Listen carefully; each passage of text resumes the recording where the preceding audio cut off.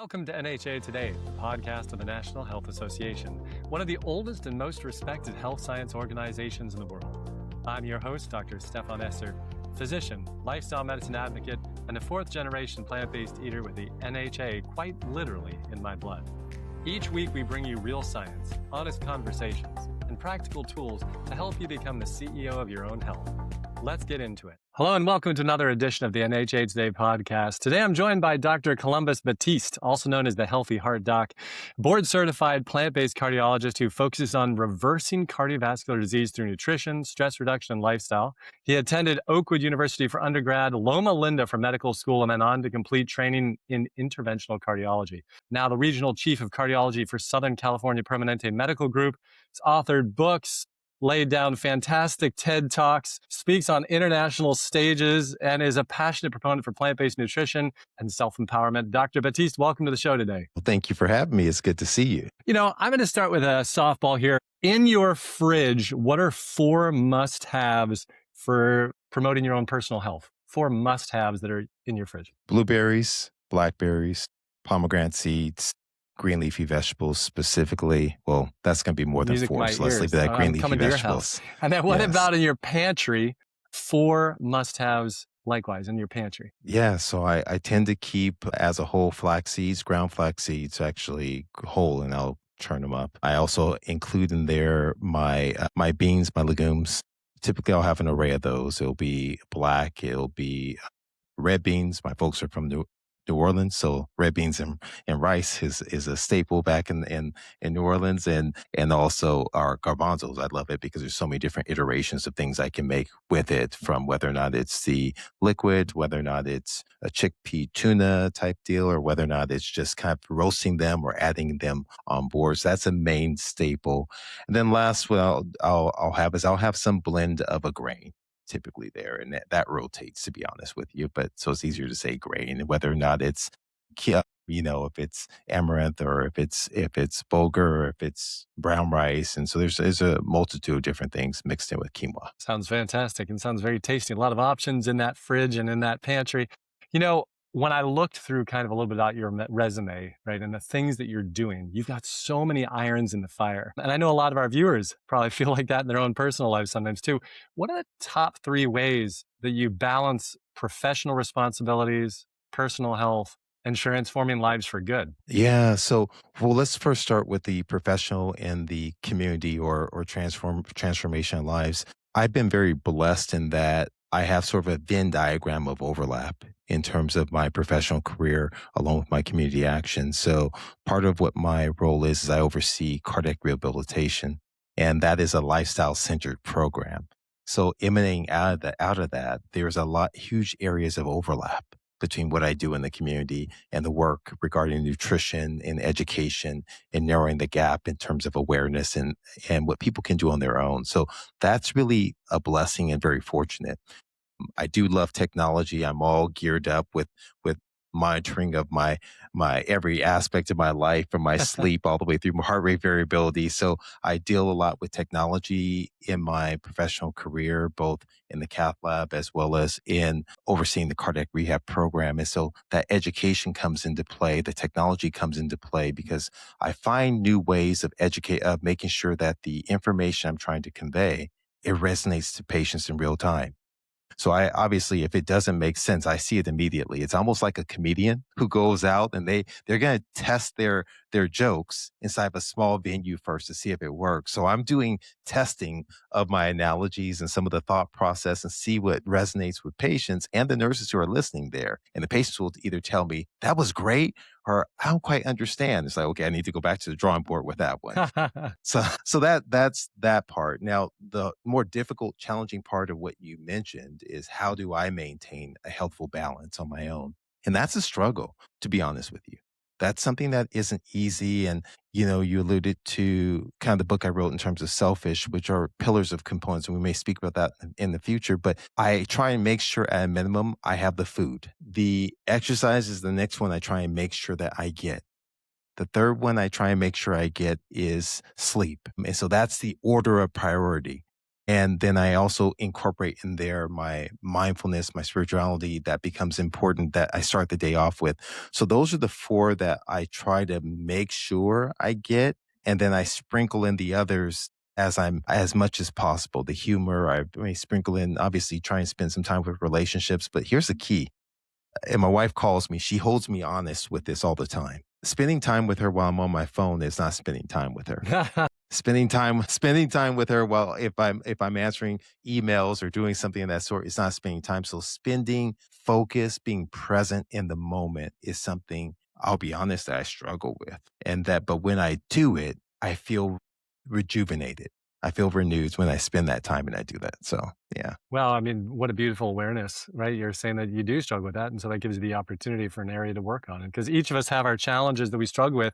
Sounds like you've got nailed down the food, right? Your pantry's full of good stuff. Your fridge is loaded up. But that's the beauty of life, isn't it? We each have another day, another opportunity, another breath, right? To kind of Yes. continue to try and enhance and improve where we can. So that's beautiful. Thank you for sharing that with us. When you think about heart health, which is obviously at the heart of your passion, what are the three most heart healthy food groups in your mind that you encourage everybody to think about? Yeah, yeah. Well, I actually almost said those in regards to my pantry. So, Hmm. I believe wholeheartedly in terms of the importance of daily green leafy vegetables. And so, why that's so important to me is not solely in terms of the dietary nitrates that they provide that can help dilate the vessels, that help restore the endothelial health, that can help lower the blood pressure, but we speak too about the fiber that they provide. So we understand that's going to be a consistent theme throughout all of the recommendations is fiber and its ability to transform the gut microbiome, its ability Hmm. to lower the cholesterol burden, increase the LDL receptors there, lower the markers of inflammation. That's powerful. That with every bite, with every fork, I'm giving myself a therapeutic intervention.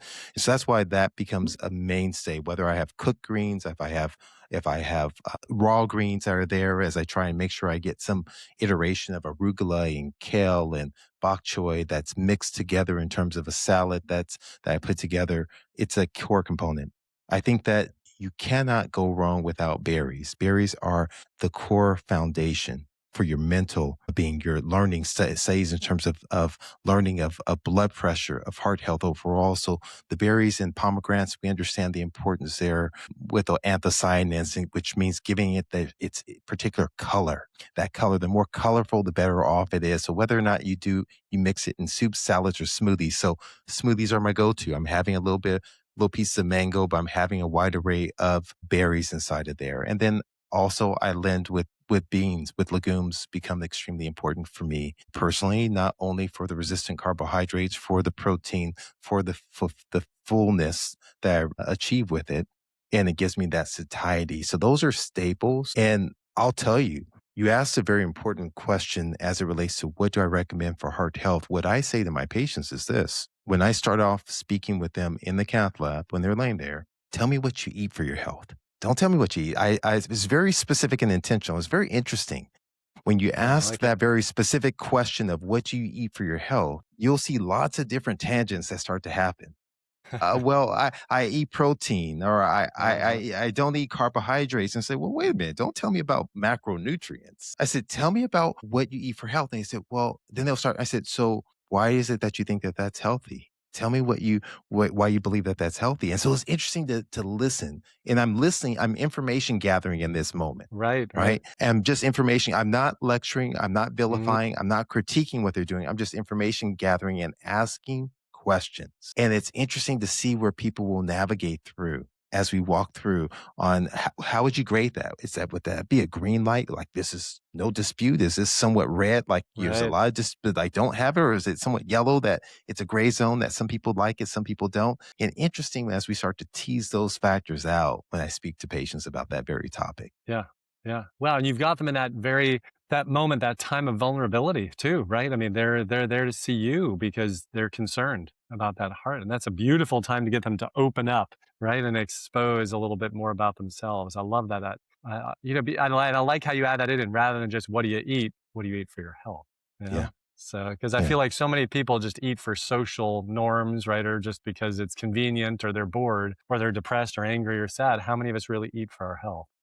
Speaking Or of, maybe even the opposite. Maybe they're eating because of they want a physical appearance. Maybe they're eating because they're saying, I want to increase my gains if they're a young man. I hmm want more muscles. Or they're saying, I want to have this particular body. And that's what they're eating for. That's their focus and their intention. And so really getting into what's their why. Obviously, yeah, we eat for enjoyment. We eat for culture. We eat because it's who we are. But there are a lot of other evolutions as to why people eat, as you mentioned, for mental health. It could be for other physical appearance. So it's interesting when you start asking more questions than providing answers. yeah, kind of opening up the onion, just taking layer by layer back. I read that you had a powerful personal experience that motivated you to incorporate more plants, right? Plant-based nutrition into your personal and professional life. Can you share with our audience a little bit about that? Yeah. So, I mean, like everyone has an origin story, right? Everyone has something that set them off on this journey of life of where they're at. And there could be like in the words of these superhero movies, there could be 1,000 different iterations of your life journey if the right circumstance. And so for me, I was the surprise aha child. I always call myself not the mistake, but the surprise in terms of my brother, 16 years older than I am. And my father had diabetes. That was just part of what his existence was as far as I was aware. And so he ended up passing away after I was done with training and I was in practice. I actually at that point had become chief of cardiology locally at that point in my career. And he passed away from the effects of diabetes. And here's the part that really was impactful for my dad and his experience was that my dad, if you saw my dad, you wouldn't say that he was overweight or he had any type of vice. He didn't smoke. He didn't drink.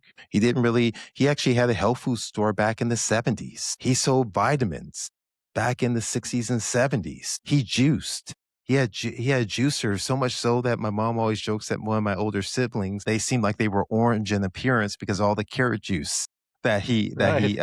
he had her drink. And he would talk about oatmeal and everything. But my dad, he loved sweets. He loved sodas, and so he'd have it. He'd have chips. That was his thing, and it was almost like this dichotomy. He would go to the grocery store, and my mom would make at that time tofu from scratch, gluten from scratch, and everything of that sort. Would teach cooking classes, and so you'd have one side of the big dining room table, and we go grocery shopping, put all the groceries there. That was all health promoting foods in their natural state, cooked beans, everything of that sort. And the other half, you'd have all the processed junk food and some TV dinners that was starting to come into fashion around that time. And what his life told me and taught me is none of us ever quite know the exact amount of these foods that will cause harm, that will Mm. cause harm inside of us. And so we're walking around thinking, comparing ourselves to everyone else. I look better than they look for their age. I'm more fit than what they are for their age. Hey, my numbers look good compared to theirs, but we're we're a sample size, a comparison of one ourselves, just the man in the mirror, right? That's all we can compare ourselves to. And you don't know. And so I've prescribed thousands of pills in my life as a physician. And I've had individuals where a very small amount can cause a detrimental effect. I've had others where a large amount doesn't touch them at all. You don't know quite for sure where that patient is going to fall. And so what I learned is that moderation kills. And around that time of my dad's death, after he passed away, I started reading voraciously. And I had started a little bit before that because patients started asking me, Doc, what should I eat? What should I do? And I realized the lack of my training across the board from med school all the way through to interventional cardiology. And so I started just doing some arbitrary reading, but it intensified. And I read a chapter in Caldwell Esselstyn's book at that time. That's one of the books one of the first of many that I read. And the chapter title was Moderation Kills. Mm. And that just hit me in the head like a brick. And I stopped and I thought, that's my dad. Anyone would say he was moderate, that he was temperate, that he was in good health, that he looked good, but you don't know the effect on you. And then that moderation could be the thing that sinks you and kills you. And the last I'll say as it relates to it, we kind of move on, but it's just what I've realized when people talk about moderation. And I'll ask you, how often have you heard people reference moderation as it relates to berries, green leafy foods, water, or sleep, right? I don't hear things like moderation when it comes to that. I only hear moderation in the context of things we probably know we shouldn't be doing. Right. And there's no probably to it. Oh, I'm moderate in my candy consumption or my sugar sweetened beverages, Right. my sodas or my wine or my this or that or the other. It's a moderate amount. it's important to be temperate or moderate just a little bit. We have to be balanced. We only make that statement about things to justify that our inner being tells us we don't need to have. It's very interesting. It's interesting the human mindset when you look at that. So that's somewhat of my journey with that. Yeah, I mean, that's so deep, though. Really appreciate you sharing that because I can imagine. I mean, I just hear that story and I wonder, what would you say to your father now if you had the knowledge that you do now and the opportunity to do? What would you say to him? And do you think it would be impactful? I do think it would be impactful. Here's what I realized. When my dad would go to his doctors and talk about what else could be done or about vitamins and so forth and recognizing in my mind now, I recognize that this is someone who's open. This is someone who's ready. This is someone who's willing to give it a trial and they're doing a tag I'm at home when they come and see me to make sure they're on the right course. As opposed to my father being advised to eat animal products because his iron is low at being advised to eat that so strongly that my mother had to decide she was going to start trying to feed him that at one point in his life. And that is a disservice. But the fact of the matter is so what I would tell my father is you are right. You're on the right course. You have to stick with the right course that you have to once again recognize as I tell everyone now, it's like, what is it that you want? That's always my first question. What is it that you want? I didn't come up with this, but I read it inside Kelly McGonigal's book. I loved it. The Willpower Instinct. If you haven't read it, read that. It's not even a lifestyle one. What do you want? What are you willing to do to get what you want? What won't you do to get what you want? If what you want is you want health and vitality, if what you want is to be there for your kids and your grandkids, if what you want is to be there for your spouse, if what you want is to live a life of purpose, what are you willing to do and what won't you do? Now, as I would sit down with my dad inside of clinic there, and I would talk with him about that and recognizing I know what he wants, and he would be he would eloquently convey that to me about what he wants. And now we will begin the process of, okay, let's outline how are we going to go about doing this? Okay. So now that you say this is what you want and you're willing to do it, we have to put pen to paper. Let's put it down. Don't tell me in this theoretical perspective, I'm willing to eat better. What does that mean? Yeah. Practically. So tangible, objective, specific tangibly. things. Yes. Yeah. Smart, specific, measurable, achievable, relevant, time-based. We want to be very intentional in our efforts. Now, once we outline that with my father, now I want him to do what I like to characterize as kill the plan. Kill the plan. I want you to come up with every reason why this is going to fail. Every reason why you got busy. Bills came up. You didn't get a chance to go grocery shopping. You were hungry and you were out and there was nothing else to eat. I want you to find every reason why you're going to fall off the plan. And now I want you to solve for it. Called pre-mortem planning. You're going to kill that plan. You're going to solve for it. And we're going to move to a better state of health. And now we're going to inspect what we expect. We're going to see what are the effects of my father was smart.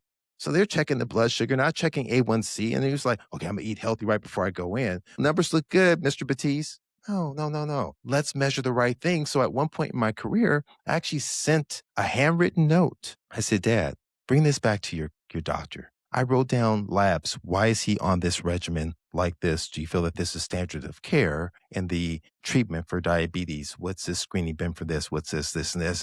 And he just he told me afterwards, he handed it to the doctor and the doctor kind of jumped back and was like, oh, I didn't tell you to do that. Well, yeah, we need to get these tests done. And I'm not sure why, I thought I told you to get these. Listening and intentional, inspecting what you expect. Those are the conversations that I hope, and those are the conversations I was unaware from my training to have with my father. And so that's that's what drives me in terms of my purpose now.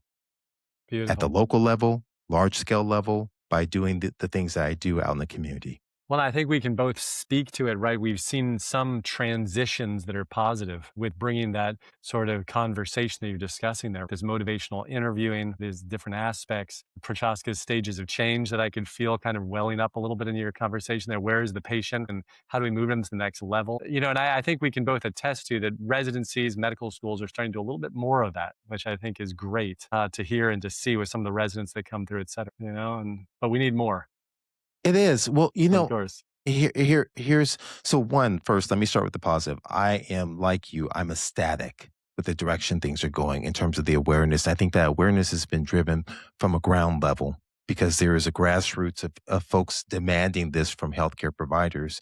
And there is data from those who are doing the research that are showing increasingly the impact of lifestyle, of nutrition, of exercise, and mindfulness in terms of disease, of the non-communicable disease health outcomes. But here's where we're still failing, and this is where I have pause. Until we incorporate this into the testing for med students, step one, step Right. two, your board certifications, people will not invest their time if there's no payoff, right? So they will listen, they'll be interested, they'll listen back, but are they truly investing their time, or are they skeptical because if it's not tested, if it doesn't account for 20% of the step boards, I won't invest in making sure I understand it. But then here's the next level caveat.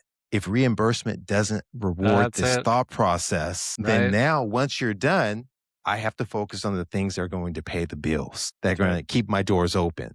And that's not 100%. one of them. And so our system is not set up currently until the likes of a Dr. Esser and others who can really kind of transform the direction of the system as a whole to really support this initial groundwork. So it sounds good on paper.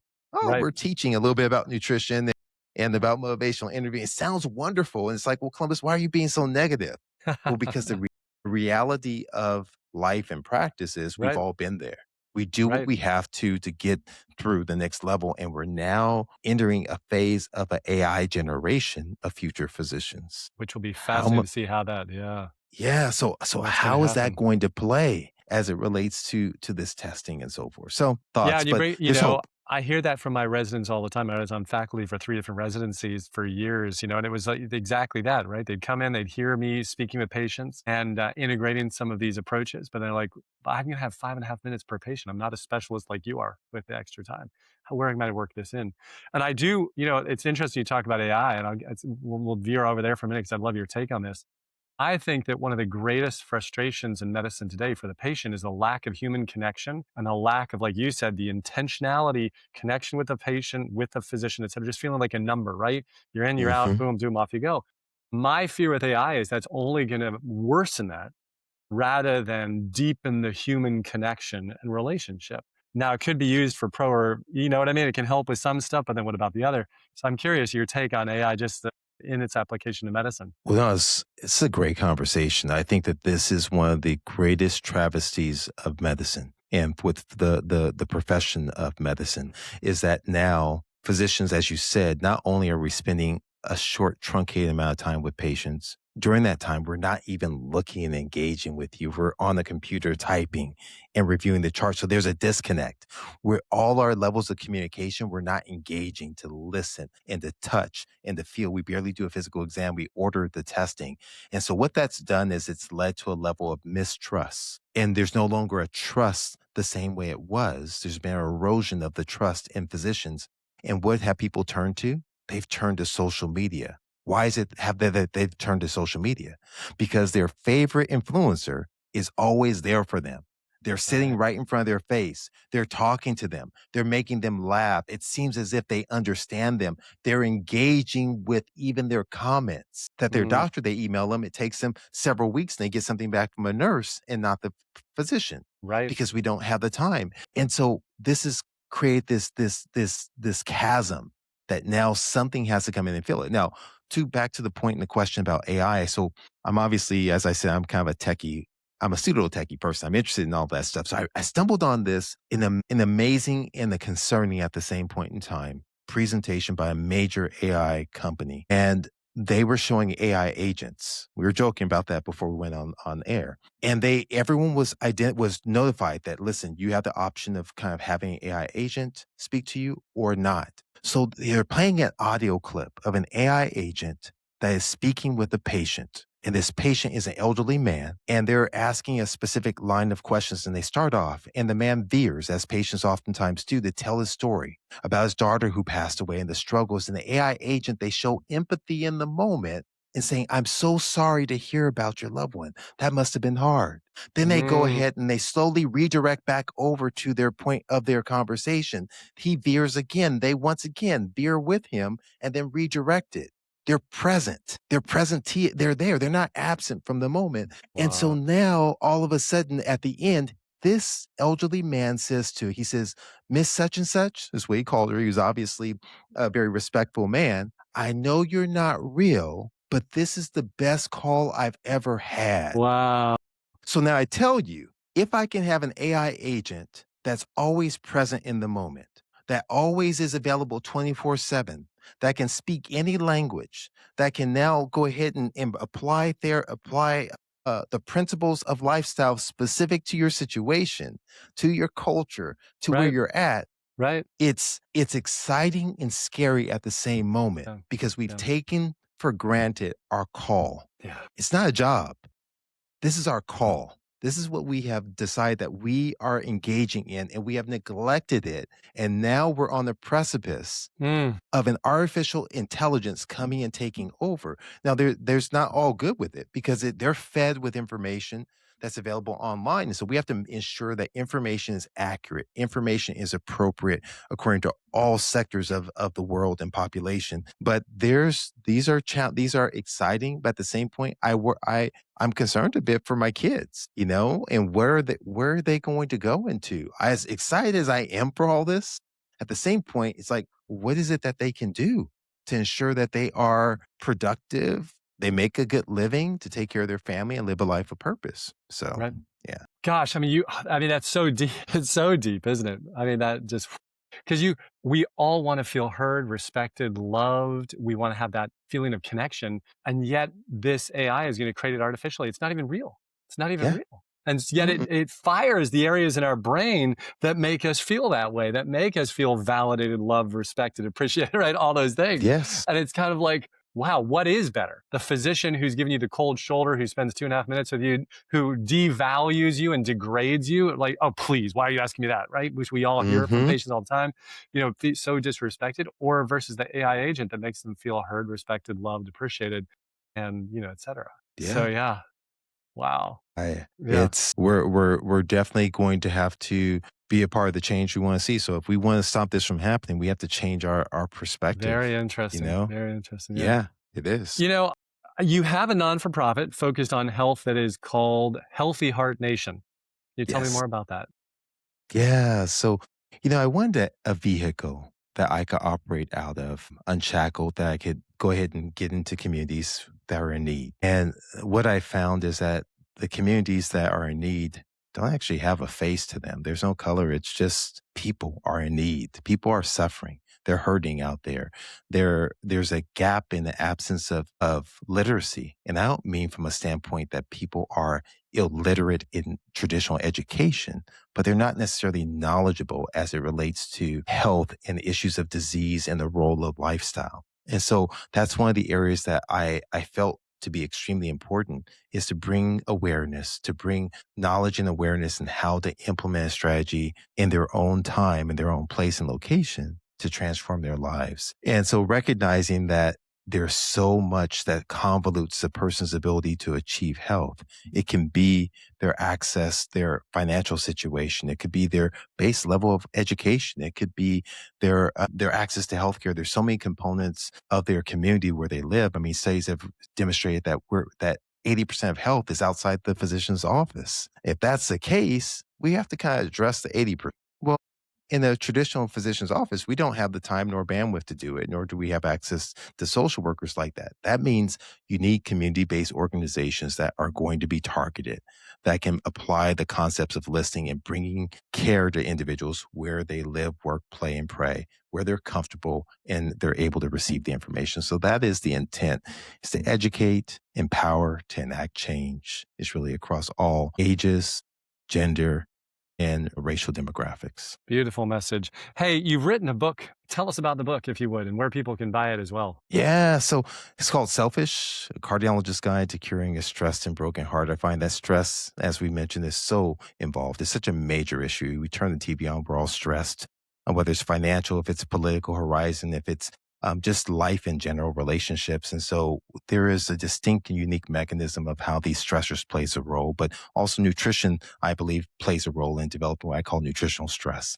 So this book really outlines how there's pillars of health. Selfish is obviously an acronym. So spirituality, which represents beyond religion, but we look at, although that is a core component, but looking at breath work, the power of breath, of breathing, and its role in our body and alleviating stress and healing the endothelium, the power of meditation and mindfulness and what it can do in terms of dampening the impact of stress and actually enhancing the prefrontal cortex for our decision making, the power of exercise, not just movement, but also exercising belief and faith and understanding that you can overcome this. The power of the L in love, forgiveness, and gratitude.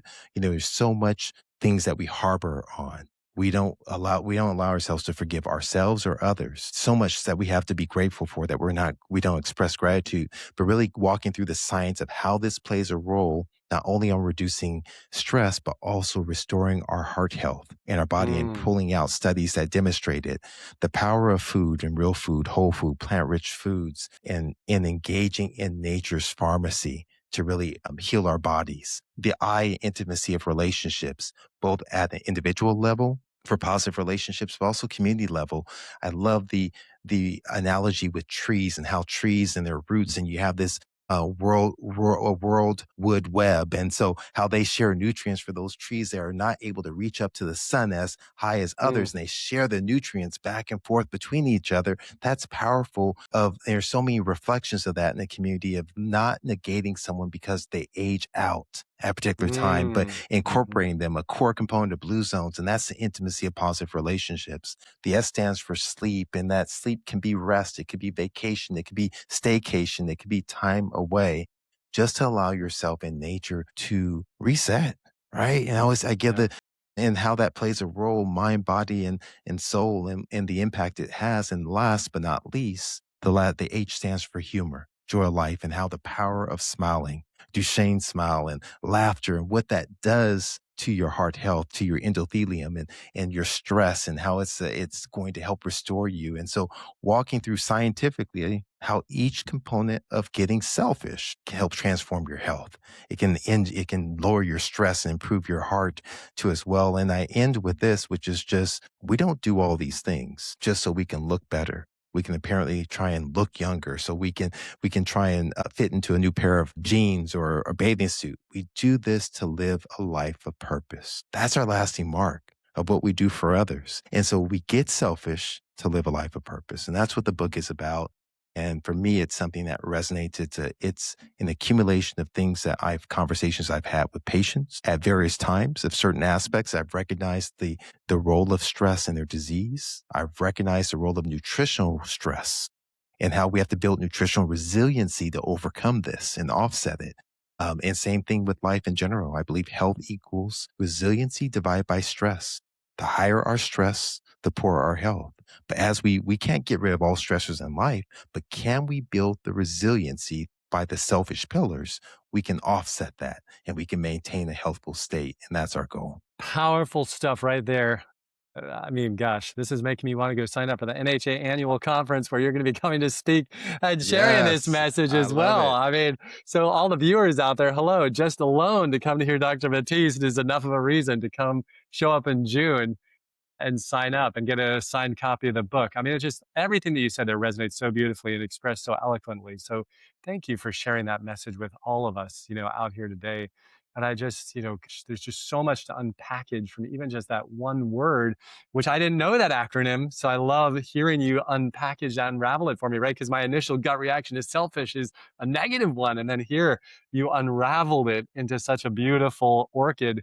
It's just all the different layers, all the different petals. So absolutely wonderful. I really enjoyed our time together. And I know that all our viewers did as well. Thank you for taking time for us in your busy schedule. And we all look forward to seeing you at the conference later this year. Thank you, Dr. Batiste. Thank you. It's a pleasure. I look forward to seeing you as well in June 25th. Thanks for joining me on NHA Today. If today's conversation inspired you, I want to personally invite you to join us at the NHA Annual Conference, where you'll hear from incredible speakers, including many of the guests you've been meeting right here on this podcast. It's one of the most meaningful weekends of the year for anyone serious about their health. Get all the details and register at healthscience.org. You can also follow me on social media at Esser Health and find NHA Today on YouTube, Spotify, Apple Podcasts, and wherever you listen. Until next time, be well, stay curious, and keep moving forward your most vital health.